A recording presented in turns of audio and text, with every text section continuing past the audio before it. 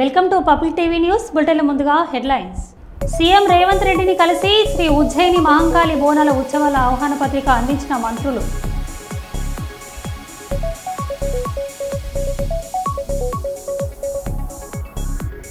వరంగల్ ఎంజీఎంలో రోగి సిబ్బంది అటెండర్ల మధ్య వసూళ్ల వార్.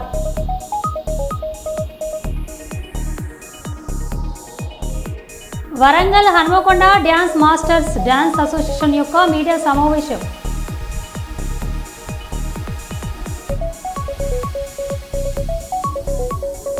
రాజాసింగ్ బీజేపీ ఎమ్మెల్యే హైదరాబాద్లో విడుదల చేసిన పత్రికా ప్రకటన.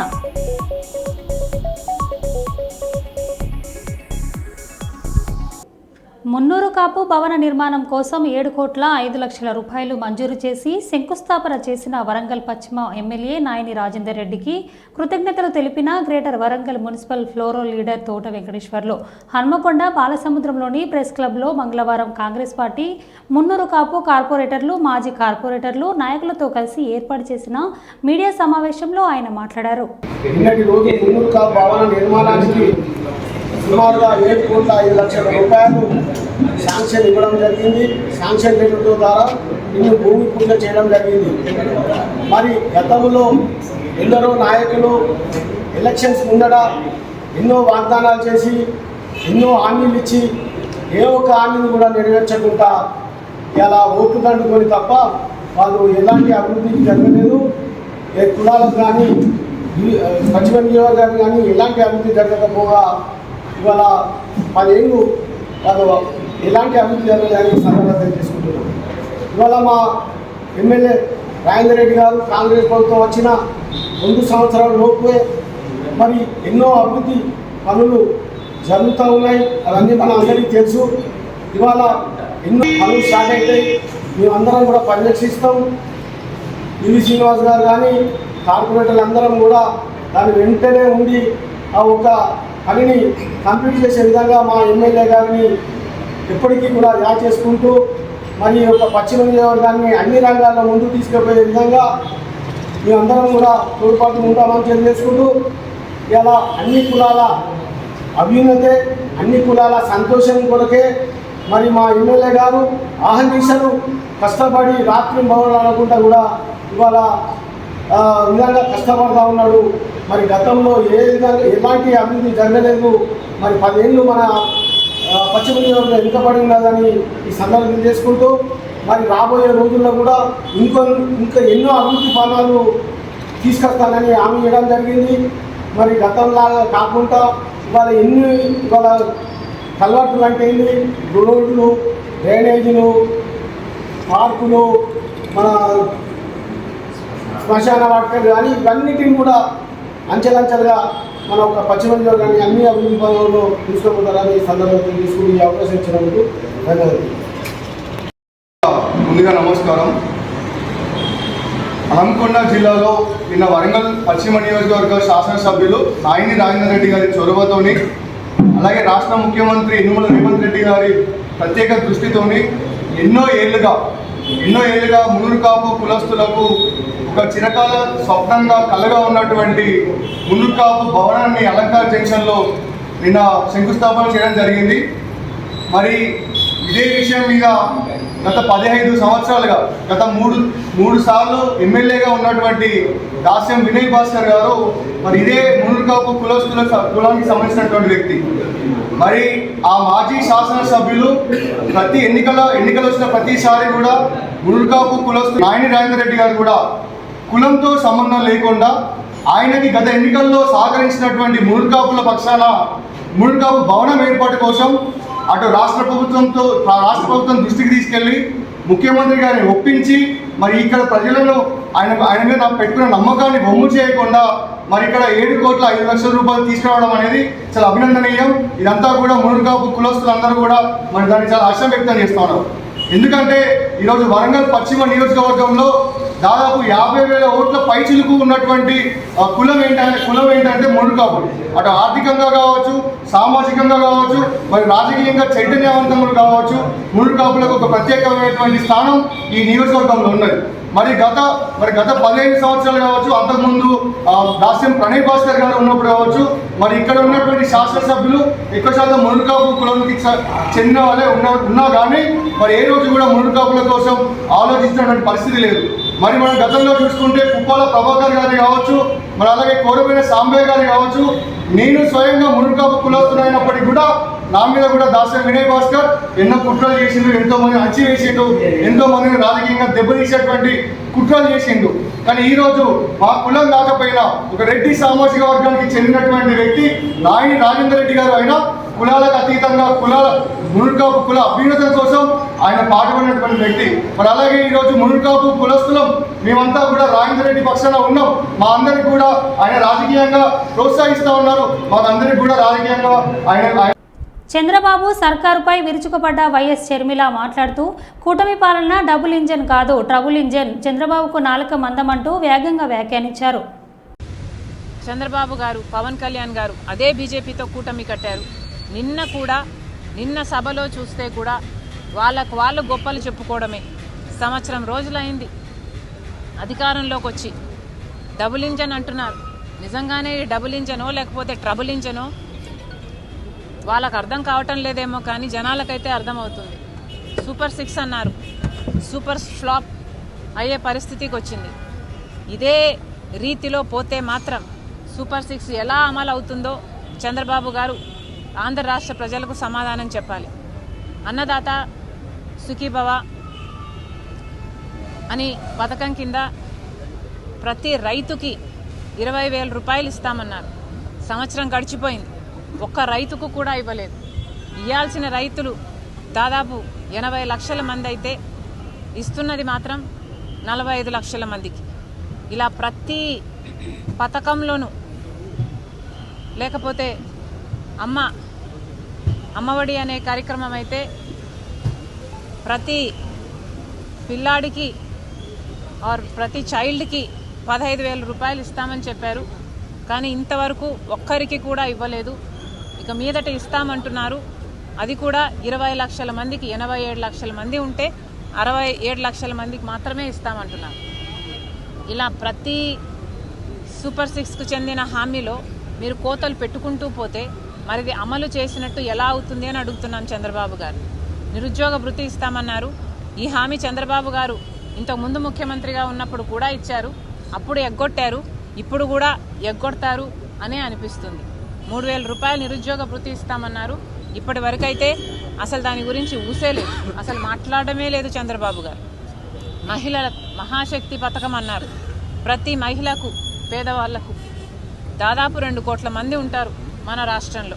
వాళ్ళందరికీ కూడా నెలకు 1,500, అంటే సంవత్సరానికి 18,000 రూపాయలు చంద్రబాబు గారు ఇస్తామన్నారు. ఇది చాలా హెవీ బడ్జెట్ స్కీమ్.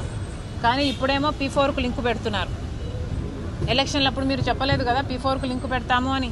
మరి ఇప్పుడు ఎందుకు లింకు పెడుతున్నారు? చంద్రబాబు గారు సమాధానం చెప్పారు. మొత్తం అంతమంది మహిళలకు మోసం చేయడానికి సిద్ధపడ్డారు చంద్రబాబు గారు అంటే మరి సూపర్ 6 సూపర్ ఫ్లాప్ అయ్యింది అనక ఏమనాలి? చంద్రబాబు గారే సమాధానం చెప్పాలి, కూటమి సర్కారే సమాధానం చెప్పాలి. గ్యాస్ సిలిండర్కు సంబంధించి కూడా అరాకొరా ఇస్తున్నారు. ఇక మహిళలకు సంబంధించిన ఫ్రీ బస్ అయితే చాలా చిన్న పథకం. పక్కన కాంగ్రెస్ అధికారంలో ఉన్న రాష్ట్రాలు కర్ణాటక అయితేనేమి, తెలంగాణ అయితేనేమి ఈ పథకాన్ని బ్రహ్మాండంగా అమలు చేస్తున్నా కూడా చంద్రబాబు గారికి మహిళలకు భద్రత కల్పించే పథకం అయినప్పటికీ కూడా దీన్ని అమలు చేయాలనిపించడం లేదు చంద్రబాబు గారికి. ఇక సూపర్ 6 అయితే సూపర్ ఫ్లాప్ అయినట్టే కనిపిస్తుంది. మిగతా పథకాలు కూడా చంద్రబాబు గారు ఎక్కడ దృష్టి పెట్టారు? ప్రతి జనవరి జాబ్ క్యాలెండర్ అన్నారు. కానీ ఇప్పటి వరకు కూడా మేము లక్షల ఉద్యోగాలు తెస్తున్నామని అరచేతిలో వైకుంఠం చూపిస్తున్నారు తప్పితే ఎవరికి ఉద్యోగాలు అయితే ఇంతవరకు రాలేదు. మరి చంద్రబాబు గారు వీటన్నిటికీ కూడా సమాధానం చెప్పాలి. ఫీజు రీయింబర్స్మెంట్ బకాయిలు అయితే 4,300 ఉన్నాయి. ఆరోగ్యశ్రీ బకాయిలు 4,000 కోట్లు ఉన్నాయి. ఇలా ఒక్కొక్కటి నిర్వీర్యం చేసుకుంటూ పోతున్నారు చంద్రబాబు గారు. కరెంటు ఛార్జీలు జగన్మోహన్ రెడ్డి గారు 5 సంవత్సరాలలో 32,000 కోట్ల రూపాయలు జనం నెత్తిన మోపితే చంద్రబాబు గారు ఒక్క సంవత్సరంలోనే 17,000 కోట్ల రూపాయలు అదనంగా మోపారు. మరి ప్రజలకు ఏం మేలు చేస్తున్నట్టు? పేదవాళ్ళకి, ఎస్సీ ఎస్టీ బీసీ వాళ్ళకైతే 50 సంవత్సరాలకే పెన్షన్లు ఇస్తామన్నారు. ఇలా ఒక్కొక్కటి చెప్పుకుంటూ పోతే ఇంకెన్నో. చంద్రబాబు గారు చెప్పారు సూపర్ 6 గురించి ఎవరైనా మాట్లాడితే వాళ్ళ నాలుక మందమైనట్టు అని. మేము ప్రశ్నిస్తున్నాం, నిజంగానే చంద్రబాబు గారు తమ గుండెల మీద చేసుకొని చెప్పాలి, మిమ్మల్ని ప్రశ్నిస్తున్న మా నాలుక మందమా లేక ఇంతమంది ప్రజలకు మోసం చేసిన మీ నాలుక మందమా? ఆలోచన చేసుకోండి. మళ్ళీ కాంగ్రెస్ పార్టీ చంద్రబాబు గారిని డిమాండ్ చేస్తున్నాం, మీ పథకాలు ఇప్పటికీ అమలు కాలేదు.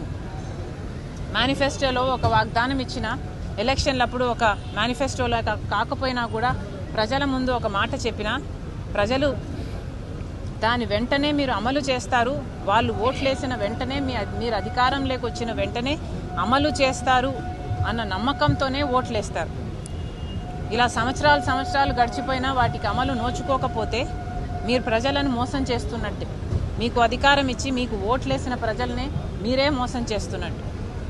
మళ్ళీ చంద్రబాబు గారిని డిమాండ్ చేస్తుంది కాంగ్రెస్ పార్టీ, వెంటనే అన్ని పథకాలను సూపర్ 6 అయితేనేమి, మీరు ఇచ్చిన హామీలు అయితేనేమి వెంటనే అమలు చేయాలని కాంగ్రెస్ పార్టీ డిమాండ్ చేస్తుంది. నిజంగానే ఇది సూపర్ 6 కాదు, ఇది సూపర్ ఫ్లాపే. షాద్ నగర్లో సూత్రధారి ఎవరు? ఆడ దొరికితే దబిడిదిబిడే. ఫోన్ ట్రాపింగ్ విషయంలో నేతలు సీరియస్. భార్యాభర్తల సంభాషణలు కూడా వింటారా? కింది స్థాయి నేతలను కూడా వదలనే వైనం. సూత్రధారులు షాద్ నగర్లోనే ఉన్నారా? ఫోన్ ట్రాపింగ్లపై ఎన్నెన్నో అనుమానాలు. ఇప్పటికే ఎంపీడీకే అరుణ, ఎమ్మెల్యే వీర్లపల్లి శంకర్ తదితరుల స్పందన. బీఆర్ఎస్ ప్రభుత్వం అధికారంలో ఉన్ననాడు కూడా మాట్లాడుతుంది, మా ఫోన్లన్నీ ట్యాప్ అవుతున్నాయి. ఈ ఫోన్ ట్యాపింగ్ కేసు విషయంలో ఎప్పుడైతే ఈ రాష్ట్రంలో కొత్త ప్రభుత్వం ఏర్పాటైందో ఫోన్ ట్యాపింగ్ విషయంలో అనేక కేసులు నమోదైనాయో ఇమ్మీడియట్గా ఈ కేసులో ఏదైతే ఉందో సిబిఐకి అప్పగించాలి, సిబిఐకి అప్పగించి విచారణ చేపట్టాలి. దీంట్లో బాధ్యులైన వారిని అందరినీ కూడా తగినటువంటి విధంగా చర్యలు తీసుకోవాలి ఈ కేసు విషయంలో. ఎందుకంటే ఒకరి ప్రైవసీని కంప్లీట్గా ఒకరు హరించడం అనేది చాలా దుర్మార్గం. భార్యాభర్తలు మాట్లాడుకున్నటువంటి సందర్భంలో కూడా ఫోన్లు ట్యాప్ కాబట్టి సో ఇది ఒకరి కంప్లీట్గా వారి స్వేచ్ఛను హరించడమే తప్ప రాజకీయ కారణాల చేత పేర్లు చెప్పి రాజకీయ ప్రతి ఒక్కరి మామూలు కార్యకర్తల ఫోన్లు కూడా ట్యాప్ చేయబట్టాయి. ఎన్నికల సందర్భంగా ప్రతి ఒక్క భారతీయ జనతా పార్టీ కార్యకర్తలు కానీ మా ఫోన్లతో పాటు అనేక మంది కార్యకర్తల ఫోన్లు కూడా ట్యాప్ చేయబట్టాయి. సో ఈ ట్యాప్ చేసినటువంటి వాళ్ళకి ఎవరెవరికి సంబంధం ఉందో అవన్నీ వివరాలు బయటపడాలంటే ఖచ్చితంగా సిబిఐ ఎంక్వైరీ జరగాల్సిందే. సిబిఐ ఎంక్వైరీ చేయడానికి రాష్ట్ర ప్రభుత్వం కూడా సిబిఐ ఎంక్వైరీని వెల్కమ్ చేయాలా, ఎంబడే సిబిఐ ఎంక్వైరీకి దీన్ని అప్పగించాలి. ఇరాన్పై ఇజ్రాయెల్, అమెరికా దేశాలు జరుపుతున్న యుద్ధాన్ని వెంటనే ఆపాలని, శాంతిని నెలకొల్పాలని సిపిఎం పెద్దపల్లి జిల్లా కమిటీ ఆధ్వర్యంలో గోదర్కని పార్టీ ఆఫీస్ నుంచి ర్యాలీగా వెళ్లి మెయిన్ చౌరస్తాలో నల్ల బ్యాడ్జీలతో నిరసన కార్యక్రమం తెలియజేయడం జరిగింది. దీనికి ముఖ్య అతిథిగా సిపిఎం కేంద్ర కమిటీ సభ్యులు కామ్రేడ్ ఎస్ వీరయ్య హాజరై మాట్లాడారు.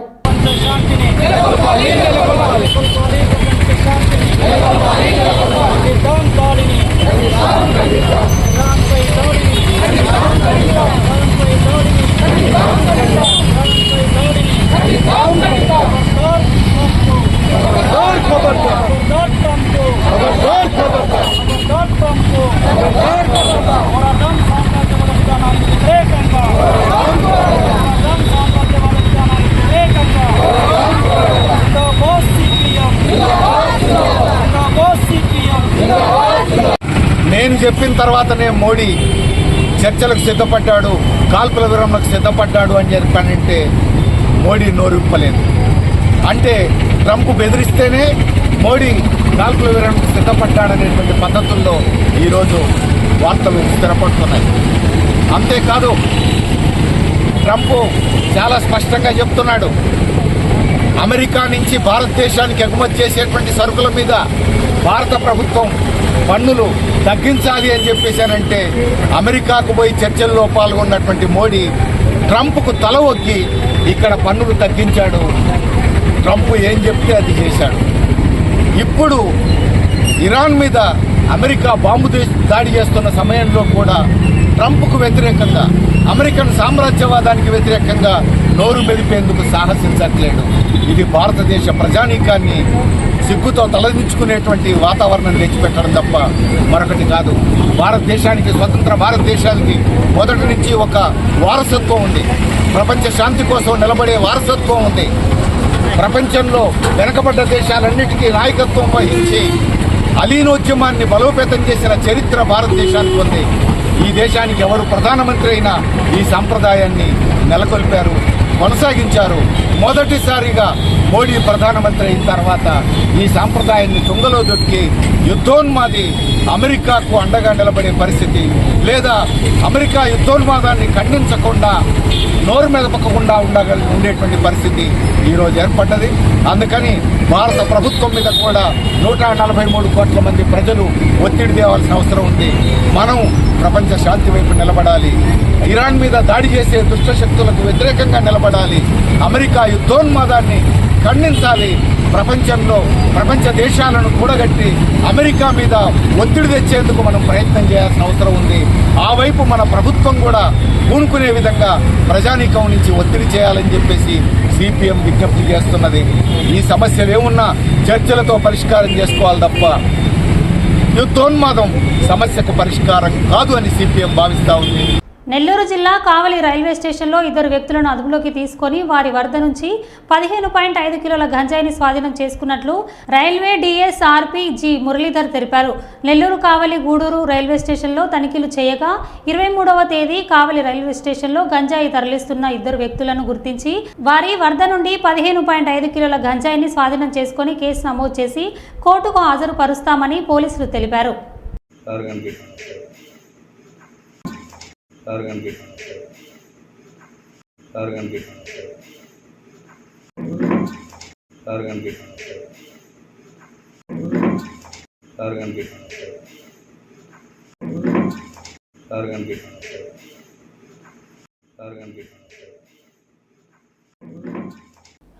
Warangal Hanamkonda dance masters dance association యొక్క మీడియా సమావేశం.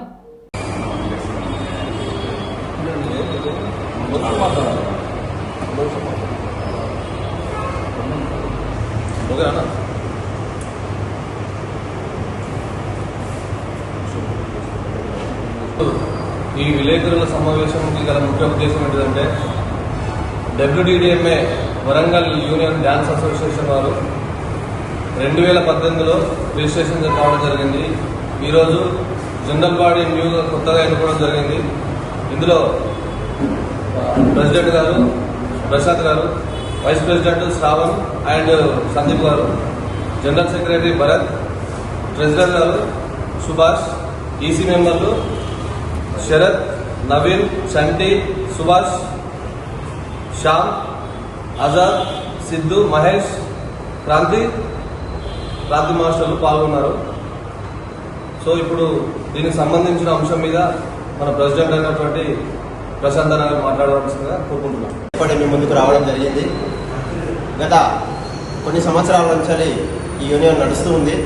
ఇప్పుడు ఇంకా ముందుకు పోవాలనే ఉద్దేశంతో మేము కొత్త కమిటీగా ఏర్పడడం జరిగింది. అందరి ఆధ్వర్యంలో మా యొక్క విన్నపం ఏంటంటే, ముందుగా విద్యా సంస్థల వారు గుర్తింపు పొందిన డాన్స్ మాస్టర్లను తీసుకోవాలి, వారికి మంచి వేతనాలు ఇవ్వాలి, తర్వాతకి వారిని ఒక గుర్తింపుగా వ్యవస్థలో నడిపించేలాగా ఒక విద్యా సంస్థల వాళ్ళు మాకు సహకరించాలని కోరుకుంటున్నాము. అదేవిధంగా ఆర్కెస్ట్రాకి సంబంధించిన వాళ్ళు, తర్వాత ఈవెంట్స్ మేనేజ్ వాళ్ళు డ్యాన్స్లో దానికి సంబంధించిన దాంట్లో వాళ్ళు తీసుకెళ్తున్నారు. అలా కాకుండా మా యూనియన్ని సంప్రదించి వారికి ఏ డ్యాన్సెస్ కావాలనుకున్నా, ఎలాంటి ఆర్ట్ కావాలనుకున్నా మా యూనియన్ని సంప్రదించి మా నుండి తీసుకువెళ్లాల్సిందిగా మేము మనవి చేస్తున్నాం వారికి. అదేవిధంగా ప్రభుత్వం నుంచి వచ్చే కొన్ని పథకాలు మమ్మల్ని గుర్తించి, ఆ కళాకారులను గుర్తించి వారికి తగిన రీతిలో ఆ పథకాలు చెందేలాగా నాయకులు మాకు సహకరించాలని, ప్రభుత్వం మాకు సహకరించాలని కోరుకుంటున్నాం. అందరూ సహకరించడం ద్వారా మేము ఇంకా వెతికి ఈ యొక్క వరంగల్ యొక్క పేరును ఇంకా నలుమూలల వెళ్ళేలాగా మా యూనియన్ వర్క్ చేస్తామని సభాముఖంగా తెలియపరచుకుంటూ అందరికీ ధన్యవాదాలు. అందరికీ నమస్తే. ముఖ్యంగా ఇక్కడికి వచ్చిన మా వరంగల్ యూనియన్ అందరికీ నా కళాభివందనాలు, మరియు పత్రికారులందరికీ కూడా మా కళాకారుల నుంచి మీకు వందనాలు తెలియజేస్తాం. ముఖ్యంగా మేము ఏంటంటే ఇప్పుడు చేయబోయే కార్యక్రమాలు వరంగల్ యూనియన్ నుంచి సాంస్కృతిక కార్యక్రమాలు చాలా జరగబోతున్నాయి. సో మీరందరూ మాకు సపోర్ట్ చేయండి. ఏ సంస్థలే కానీ మరియు ప్రైవేట్కి సంబంధించిన ప్రతి ఒక్క దగ్గరకు స్నేహపూర్వకంగా వెళ్ళి మా వివరణ వాళ్ళకి ఇవ్వడం జరుగుతుంది. కాబట్టి మీరు కూడా మన వరంగల్ డాన్సర్స్ని అక్కడ చేర్చుకొని మాకు అవకాశం కల్పించి మా కళాకారులందరినీ మీరు ఎదిగేలాగా మరియు వాళ్ళందరికీ అవకాశాలు మీరు కల్పించేలా చూస్తారని కోరుకుంటూ మీ అందరికీ మా వరంగల్ యూనియన్ తరపు నుంచి ధన్యవాదాలు. సోమవారం రోజున లయన్స్ క్లబ్ ఆఫ్ రామగుండం శతాబ్ది 9వ నూతన కార్యవర్గం ప్రమాణ స్వీకారోత్సవం స్థానిక శ్రీమయ్య బ్యాంకెట్ హాల్లో నిర్వహించారు. ఈ కార్యక్రమంలో ముఖ్య అతిథిగా 320G district fast governor lion Muddasani Pramod Kumar Reddy హాజరయ్యారు. 2025-26 సంవత్సరానికి గాను ప్రెసిడెంట్గా కాసర్ల సురేందర్ రెడ్డి, సెక్రటరీగా ఊర సమ్మిరెడ్డి, ట్రెజరర్గా ఊట్ల శ్రీనివాసరెడ్డి, వైస్ ప్రెసిడెంట్గా బాలసాని స్వామి, క్లబ్ మార్కెటర్ చైర్పర్సన్గా మాచిడి మహేందర్ గౌడ్, ఒల్లాల సురేష్ రెడ్డి, బోర్డ్ ఆఫ్ డైరెక్టర్స్గా పైడ సాయి, బుచ్చిరెడ్డి, భరత్ గౌడ్లు ప్రమాణం చేశారు. పోషించి రా అంటే రవితేజమై ఉదయించిన మన గొప్ప వ్యక్తి, అందరికీ ఆదర్శప్రాయులు ముద్దసాని ప్రమోద్ కుమార్ రెడ్డి గారు మానవత్వానికి, మరో రూపుకు, మంచితనానికి మారిపోయారు. వారి జననం గురించి మాట్లాడుకుంటే వారు తెలంగాణ రాష్ట్రంలో కరీంనగర్ జిల్లా మానకొండూరు మండలం ఊటూరు గ్రామంలో 29 మే 1962న శ్రీ ముద్దసాని శ్రీనివాస్ రెడ్డి, శ్రీమతి వసుమతి దేవి గారులకు ద్వితీయ పుత్రుడిగా చిరంజీవి ప్రమోద్ కుమార్ రెడ్డిగా జన్మించారు. అతి సామాన్యమైన రైతు కుటుంబంలో జన్మించి వారు హనుమకొండలో ప్రాథమిక విద్యను అభ్యసించి హైదరాబాదులో చాలా ప్రతిష్టాత్మకమైన ఉస్మానియా విశ్వవిద్యాలయం నుండి కామర్స్ లో డిగ్రీ పట్టా పొందారు. బరంపూర్ విశ్వవిద్యాలయం నుండి MBA మార్కెటింగ్ పట్టాను ఆ రోజుల్లోనే వారు సాధించారు. కందూరు వాసుదేవరెడ్డి మరియు సుగ్నాదేవి గార్ల ఏకైక పుత్రిక చిరంజీవి లక్ష్మి సౌభాగ్యవతైన రజితారెడ్డి గారితో వారి వివాహం 15 ఫిబ్రవరి 1989లో ఏర్పరచుకున్నారు. జీవిత భాగ్యస్వామిగా చైతన్యాన్ని, స్ఫూర్తిని కలిగిస్తున్నారు వీరు సహధర్మచారి శ్రీమతి రజితారెడ్డి. ప్రతి మగాడి వెనకాల ఒక స్త్రీ విజయంగా ఉంటుంది కనుక వారి సహధర్మచారి అయిన శ్రీమతి రజితారెడ్డి గారికి ముద్దులొలికే కూతుళ్ళు హరిణి, వైష్ణవిలి వారి ఆశా జ్యోతులు. అదేవిధంగా 1992లో వారు వ్యాపారంలో స్థిరపడి రామగుండం రైతులు, వ్యాపారులు, ప్రభుత్వ రంగ, ప్రైవేట్ రంగ యాజమాన్యాలతో సత్సంబంధాలను ఏర్పరచుకొని నిర్విరామ కృషితో 1995లో రామగుండం లయన్స్ క్లబ్ సభ్యునిగా చేరి కార్యవర్గంలో ప్రతి పదవిని అలంకరించారు. వీరి గొప్పతనం ఏ విధంగా ఉంటుంది అంటే ఎందరో మహానుభావులు, అందులో కొందరికి పదవులతో గొప్పతనం వస్తే కొందరి వల్ల ఆ పదవులకే గొప్పతనం చేరుతుంది. అటువంటి గొప్ప పెద్దపల్లి జిల్లానే మన రీజియన్ లోనే బాహుబలుగా అందరం మనం పిలువబడిన మన ఈ ముఖ్య అతిథి గారు అలంకరించని పదవి అంటూ లేదు. వీరు లయన్స్ క్లబ్ లో దాదాపుగా లయన్స్ క్లబ్ ప్రమాణ స్వీకారం ముందే ఒక దీటైన మైలురాయి అంటే 7 క్లబ్బులను విస్తరించి international president doctor Naresh Agarwal గారి చేతుల మీదుగా centennial unique district governor award Chicago corporation లో అందుకొని ఒక రికార్డు సృష్టించారు. అంటే ఇది మనం చూడాలి, ఎందరో పదవులు అలంకరిస్తారు కానీ ఆ పదవికే అలంకరణ తెచ్చిన గొప్ప వ్యక్తి మన లయన్ ప్రమోద్ కుమార్ రెడ్డి ముద్దసాని గారు. అదేవిధంగా గవర్నర్ గా 15 కొత్త క్లబ్బులు, 333 మంది సభ్యులను చేర్పించి మల్టిపుల్ లో నెంబర్ 1 గా నిలిచారు. 8 లియో క్లబ్లను చేసి లియో డిస్ట్రిక్ట్ ని కూడా ఫామ్ చేశారు. వీరు పీరియడ్ లో దాదాపుగా 33 మంది ప్రెసిడెంట్లు, 18 మంది జోన్ చైర్మన్లు మరియు 6 రీజియన్ చైర్మన్లు ఇంటర్నేషనల్ ప్రశంస పత్రాలు పొందారు. అదేవిధంగా 2018-19లో మల్టిపుల్ వైస్ చైర్మన్ గా వారు నియమితులయ్యారు. ఈ విధంగా చెప్పుకుంటూ పోతే ఇంకా చాలా ఉన్నాయి. కానీ నాకు తెలిసిన వరకు నేను సేకరించిన సమాచారం మేరకు ఒక బాహుబలి గురించి నేను ఇంత చిన్న వయసులో ఈ వేదికను పంచుకొని ఈ లయనిజం అంటే ఇందాకనే చెప్పారు, రేపటి తరానికి లయనిజం అంటే సేవ చేస్తే ఎటువంటి అవకాశమైనా మన ముందు ఉంటుంది. కాబట్టి మనం సేవలో ముందుంటే అవకాశాలు మన వెంట ఉంటాయి. అటువంటి గొప్ప నిదర్శకుల్లో జిల్లా మొత్తంలో ఒక యూనిక్నెస్ బాహుబలిగా పిలువబడిన మన ఈ రోజు ముఖ్య అతిథి మన 9వ ఇన్స్టాలేషన్ ప్రోగ్రానికి విచ్చేసి మన ఈ కొత్త పిఎస్టీలను ఇన్స్టాలేషన్ కి వచ్చిన లయన్ ప్రమోద్ కుమార్ రెడ్డి ముద్దసాని పిఎంజిఎఫ్ గారికి ఇవే మా స్వాగతం. నాకు ఈ అవకాశం ఇచ్చినందుకు అందరికీ నమస్కారం. Thank you very much. Like Mahender Reddy గారు చాలా చక్కగా వారిని ఇంట్రడ్యూస్ చేయడం జరిగింది. Thank you very much. I request. మరో బులెటిన్లో మళ్ళీ కలుద్దాం. Stay tune.